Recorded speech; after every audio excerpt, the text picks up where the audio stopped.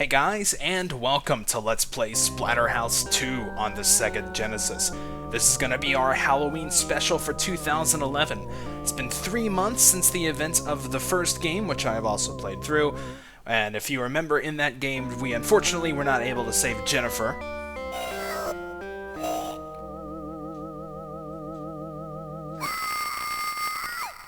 So yeah, Rick has been haunted with visions of her since he was unable to save her in the first game, and if you also remember, yep, the terror mask shown there reformed itself at the end of the game.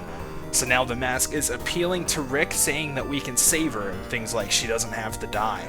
So basically, the point of this game is we are going to set out once again with the terror mask, beat up some really brutal-looking enemies, and try to save Jennifer from the grips of death itself. Awesome. So yeah, we have this little intro scene here. We are not going exactly back to the same mansion that we did in the first game. It's not exactly explained too much here, but at the end of the first game, that mansion, of course, was destroyed, but we are going back in a nearby area. It's a house sort of, I don't know, just off to the side of it. And, of course, some equally grotesque happenings are going to happen there as well, so we should definitely be in for a fun ride.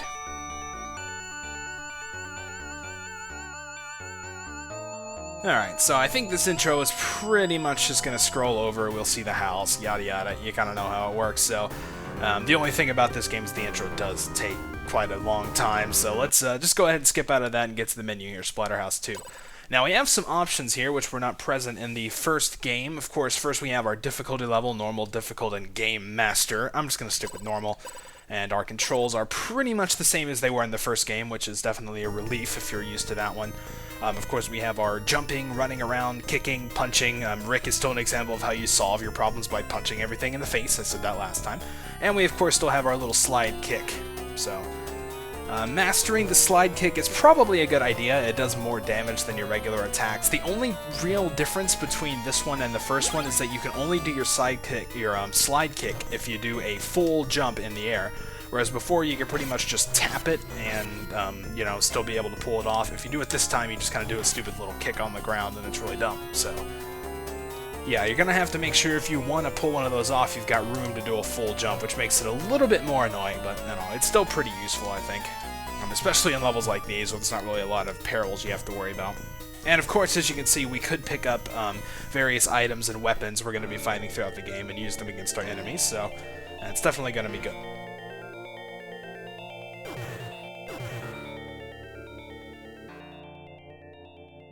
Alright, so we've actually already made it through the first stage, and this is going to be the boss. Now, this is one of the easiest bosses in existence, because you can sit here. Oh, crap, well, I screwed up, of course.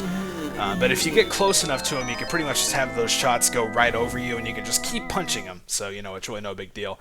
And, of course, in between stages, we're going to get some recovery, much like the first game. On normal mode, I believe, you get 2 hearts in between stages. The difference between 2 and 1, though, the second game, the first game I mean, is that you can only get a maximum of 4. You can't go up to 5 anymore, even though it looks like there's room for it. Alright, so now we have to go down this elevator here, which is not too bad. Basically, just keep going alternating left and right between enemies. Every third one, though, make sure you stay there, because that guy will immediately jump. You won't be able to get to him. Otherwise, we just keep alternating. It's pretty simple. Wait for him to jump. And this game, it's relatively simple if you know the patterns.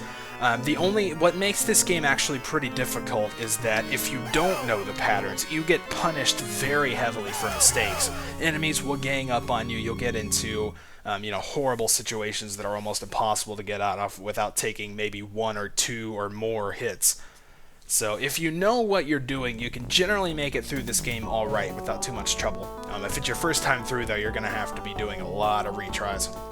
Alright, so here's our first enemy that can actually attack us. These purple guys, you can see they'll sort of just stick their pointy arm out and try to poke us with it, I don't know. And of course they take 2 hits to destroy, so you'll have to plan your strategy around them a little bit different. They can, of course, be taken out with 1 slide kick, too, though. So if you have room to do that, it might not be a bad idea. And of course weapons will still take them out in 1 shot. And you can also see we picked up another life. I got up too quick. And you get those after, I don't know, like every 20,000 points or so, something like that. Alright, now these guys are really annoying. They'll like shoot stuff out at you. You pretty much just have to knock them down and jump over them. No matter what you do, you can't kill them. Slide kicks will just get you hit because you'll end up in the middle of them. So we're going to be seeing some variations of those guys throughout the game. Alright, so now it's time to move on to the boss of Stage 2.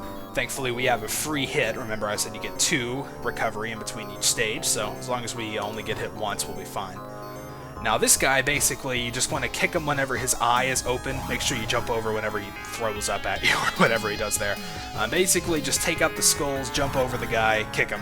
And this one here, I like to duck, because you can see that pattern's very hard to avoid otherwise.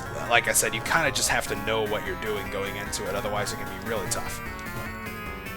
So now he's just pretty much repeating the same patterns. So take these out the same way. This should be the last hit. Yeah. Oh, his eyes explode and we can move on. As far as like the gore and blood factor goes, you know, it's kind of what this series is really based around when you think about it. For some reason, I always thought that Splatterhouse 2 was a little bit tamer in that regard. I don't know, maybe it's just because I'm more used to it.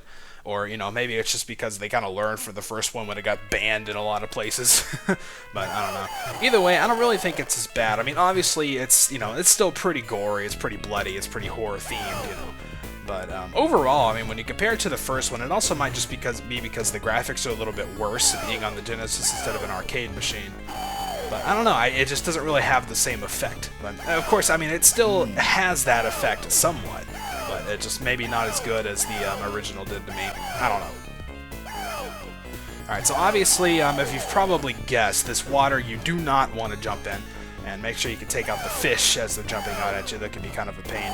And knocking the enemies in the water is a very good way to one-hit kill them. Phew, that was close. Alright, now this guy I like to just go. Yeah, see, I think I waited a little bit too long, got hit by the fish there, so a little bit of a pain, but not too bad. Alright, and now we moved on to yet another boss. Now, this is probably one of the gorier ones in the game. I don't know what that thing is supposed to be that we're attacking. You can see they're pretty much just pools of blood running out from those guys on the back, so...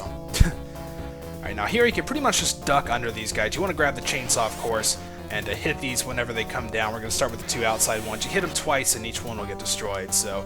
this is really a pretty easy boss. You really shouldn't get hit here. Alright, now I like to just get on the outside and duck, because you can avoid everything these guys do just by ducking. I don't know if they intended for you to do that or what, but...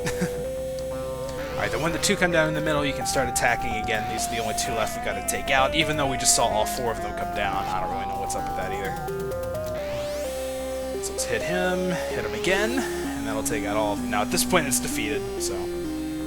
they'll just come down and all explode and melt and, you know, big gooey mess, you know, kind of what's to be expected of the series. Then this big thing's gonna come out, all you gotta do is hit it. It's not like a new part of the boss or anything.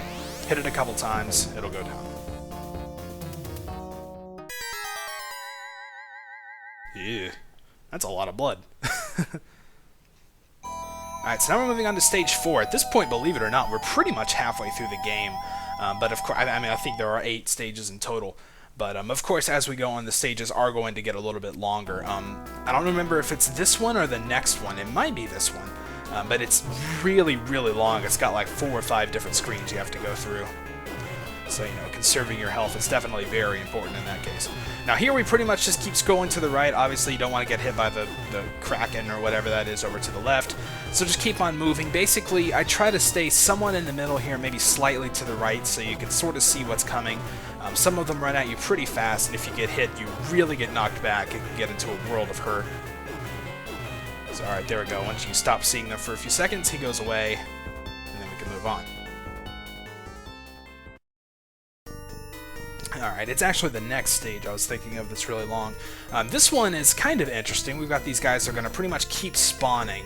You just have to make sure you watch out for whenever they appear on the ground there. Those little faces that you saw actually don't do damage, but if you run into them, they'll actually sort of like curse you or whatever and switch your controls around. It'll make left and right, and left is right and vice versa. So at this point, actually, I like to pretty much just grab one and just keep holding left because it's easy to keep up with, and these things will start coming in much greater numbers to where it's really just a pain to avoid them. You know, whereas you could just grab them and just hold left the whole time. The only problem with it is it'll really lag your game. As you can see, it's getting a little bit jumpy. I mean, like, how would you avoid that? Come on. Alright, we pretty much reached the end here. If you want to just shake them off, you can just go left and right like that, and they'll get off. Alright, so now we're moving on to the boss of Stage 4. This one is actually pretty tough. I'd say this is definitely probably one of the harder bosses in the game, to be honest. This guy's going to basically do nothing but slide kicks, and you know how cheap those are. So what you kind of have to do is just jump over him and then try to kick him as you're going down. It's very tough, and you're very likely to land on him and get hit. So it's kind of just a thing you got to practice and hope you can do it right. If you do it right, you can pretty much just keep chaining him back and forth. I've done it a couple times, but it's definitely not easy. It's really not comfortable either. Okay, I thought I was going to get hit there. Okay, so yeah, slow and steady. It doesn't matter that we're missing quite a lot. Okay, there we go. That's going to take him down, and then we'll start at phase 2. Thankfully, I've got him close to the edge, which makes this a lot easier. Basically, the spider low kick, punch, low kick, punch, low kick, punch, low kick, punch, and then he's done. It can be very, very tough if you don't get him on the side. When you do, you can just follow that pattern, but if he's in the middle, he moves around very fast and can actually be very, very dangerous. Alright, so we're doing pretty good so far. I've actually only got hit a handful of times, and we're gonna pretty much stay at max life here, so it's definitely good. Now this is the long stage. You gotta really make sure you conserve your health and not make any stupid mistakes. Stuck under that guy, hit him twice. Now you gotta watch out for the hands on this level. They love to sneak up on you. That combo right there is pretty mean. If you just keep going forward, you'll probably get hit by one or the other. And I thought he was going to attack me. Stupid mistake. I'm telling you, these are the kind of things that'll ruin you in this game. Alright, so let that guy jump over me, punch him again. Alright, now you can see, don't want to get thrown up on by those rams or whatever they are, and I missed the gun, of course. Alright, up and out. Phew. I always feel really not safe about that. Now, the gun is going to make things pretty easy. The gun, of course, did make an appearance in Splatterhouse 1, so you know how it works. Shoot, things die. It's very nice. You can kill enemies on the far end of the screen with it.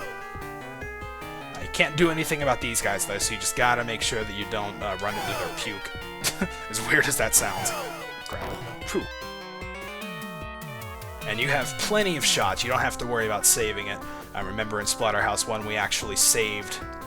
Wow.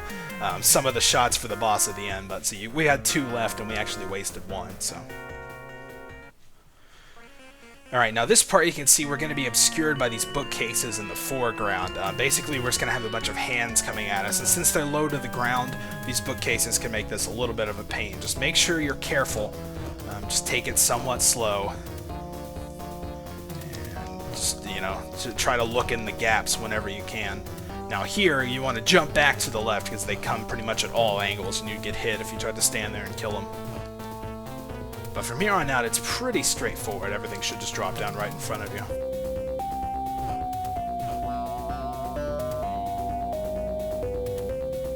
Okay, is that going to be it? Yeah, it looks like it. Alright, so now at this point I believe we're 2 screens out of 5 done, of course the last one being the boss. Now this one you can probably guess what's going to happen. We've got these little pods along the walls. Guys are of course going to pop out of them. Slide kicks work really well because these guys are very tough. They actually take 3 normal hits to kill. Of course 2 with the slide kick, and that'll pretty much happen automatically.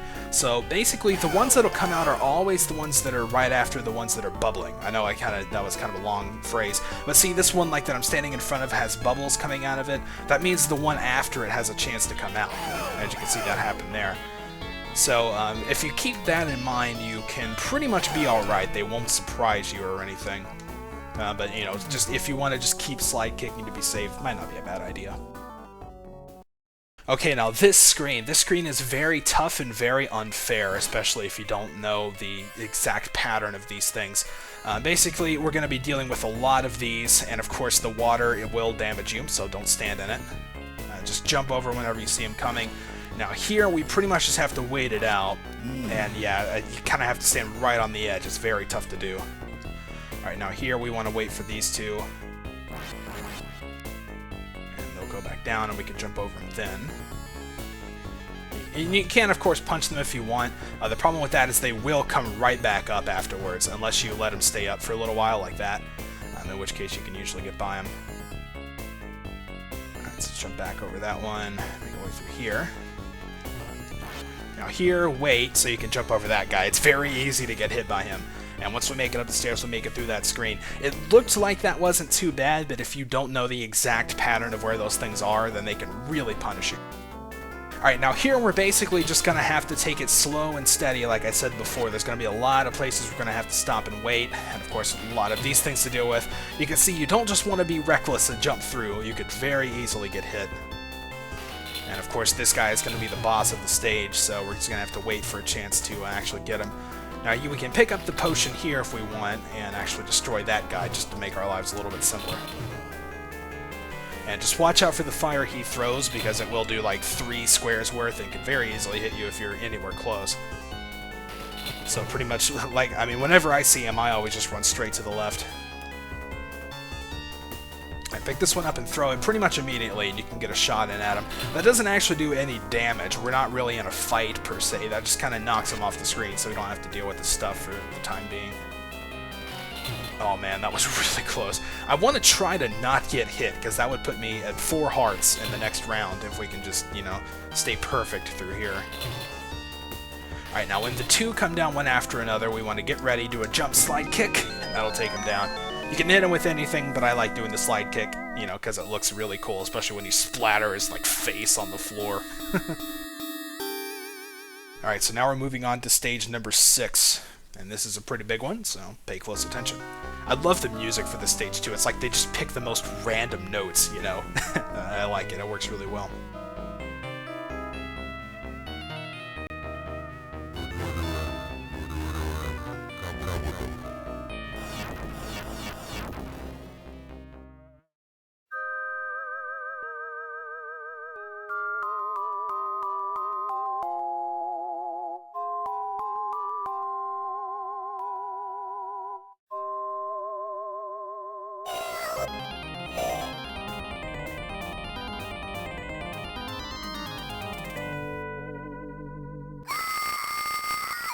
So it looks like we found the spirit of Jennifer, but she was unfortunately pulled back down before we could do anything. So now here we basically have sort of a mini-boss fight. This is actually very reminiscent of the first boss in Splatterhouse 1. Basically, you just get on the side and keep kicking whenever things come low. Whenever something comes high, punch, and you'll get through this without any trouble. Alright, now we're going to start up the next little stage here. We got some floating heads that are going to be coming out.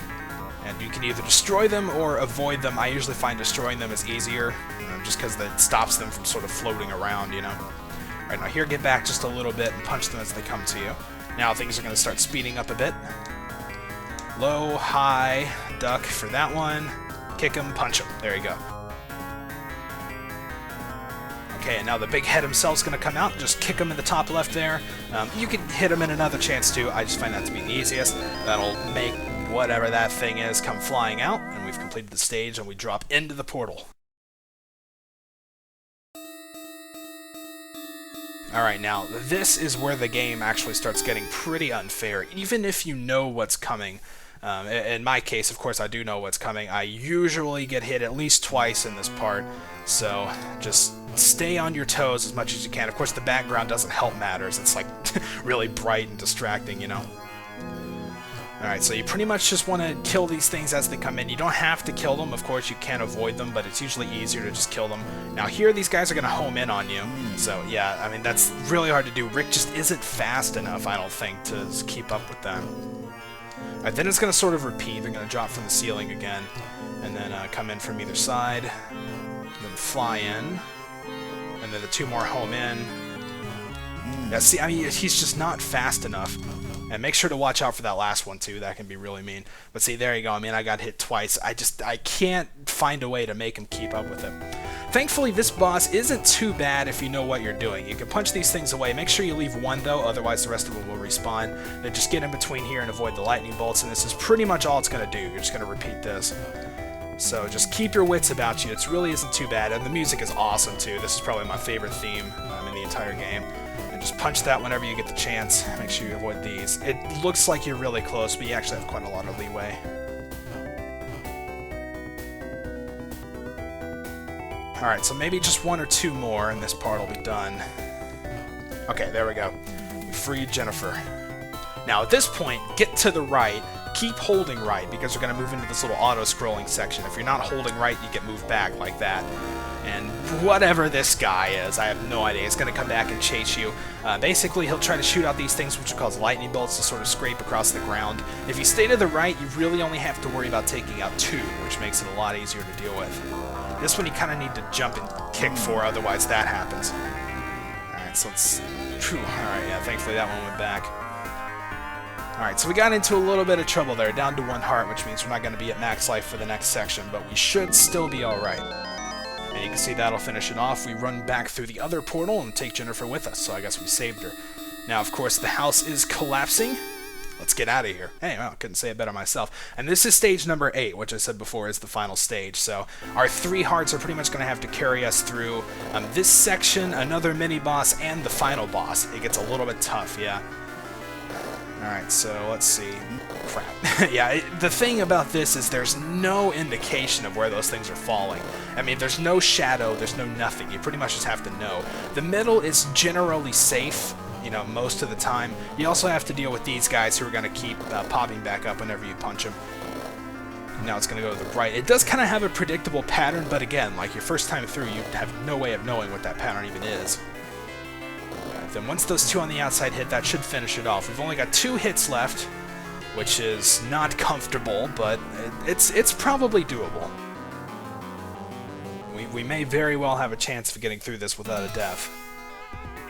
Alright, so now you can see we're riding on the speedboat, and Jennifer's just going to sit here and look pretty, while, of course, we have to fight the Kraken, yes. Now, he's going to shoot these little blades at us, right there. I'm going to punch them, grab them, and then kind of jump and throw and hit him right in that big orange eye of his.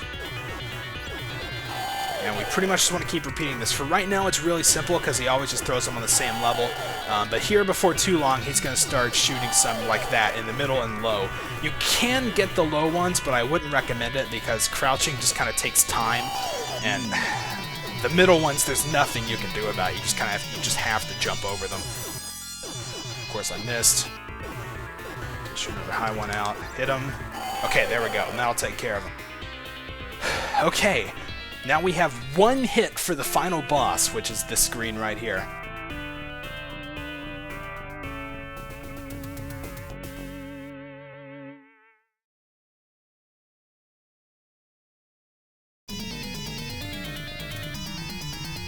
And yes, of course, it's the big blob thing that came out before. So basically do low kicks to take care of those faces, come over to the left, do low kicks, punch them. And come back to the right, do 2 low kicks, take care of them.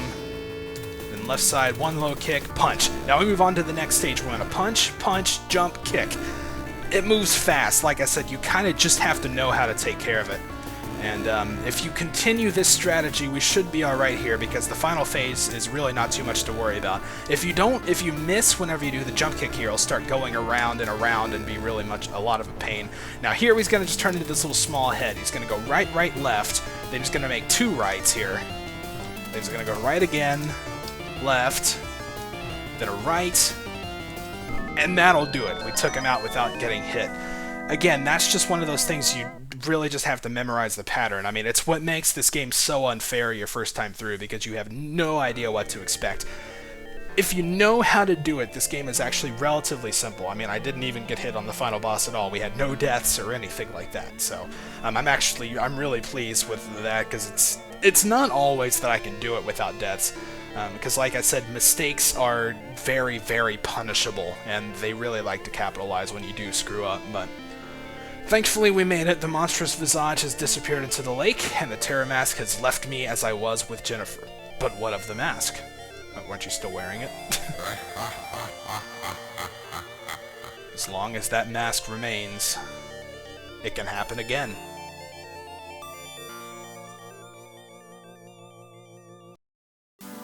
And there you go, we are reunited with Jennifer, who we have saved from death itself, and the credits roll.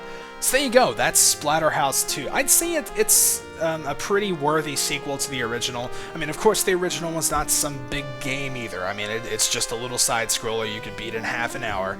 Of course, being in the days of the arcade, it was pretty unfair. I mean, I'm not gonna lie, it's a lot like this game, in that if you didn't know what you were doing, you would pretty much just have to credit feed a lot. But yeah, I mean, it's a fun little game, and if you can manage to, practice it and just force yourself to work through everything, then eventually you can get through it, and it's pretty rewarding. I mean, it's just a fun little, it's a mindless beat 'em up side scroller type thing. I mean, it's not meant to be this big, huge, deep game or anything like that, and of course, its main basic premise is still all the gore and the blood and the disturbing images and enemies and stuff like that.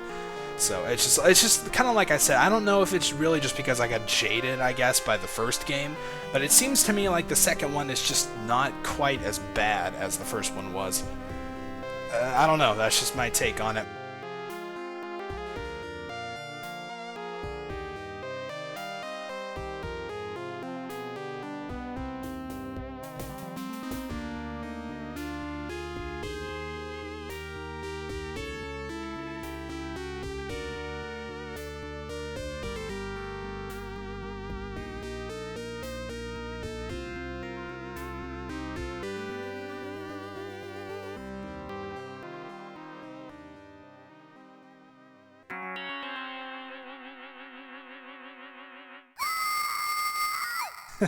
Yep, gotta give you one little scare at the end there. So there you go, that's gonna mark the end of the credits. Congratulations. So there we go, this is the end of the game. So, yeah, but I hope you all have a very happy Halloween. I guess that marks 2 years in a row we have successfully completed the Splatterhouse games. Might we do Splatterhouse 3 next time? Well, I guess we'll just have to find out.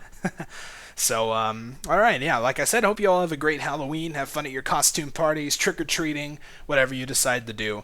And overall, have fun. So, alright, until next time, thank you guys for watching, and I will see you then.